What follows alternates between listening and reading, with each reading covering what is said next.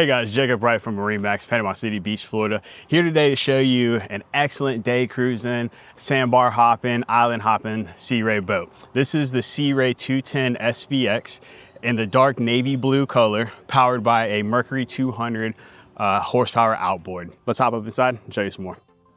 All right, now that we're up here inside the Sea Ray 210 SPX, one of the biggest things that I've noticed when stepping up on this board was the amount of storage that this boat has.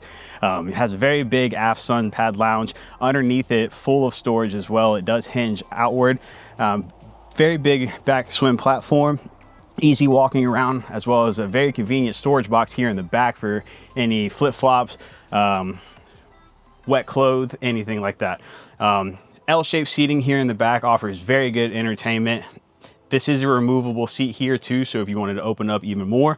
Reversible backrest seat here, so you can choose which way you're facing. Very comfortable helm seat. Oversized Simrad screen, the elongated one, so you can see much more than the normal one.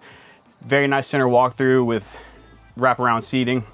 Storage here in the side console, as well as a very large storage in the bottom for your wakeboard, ski poles, anything of that nature.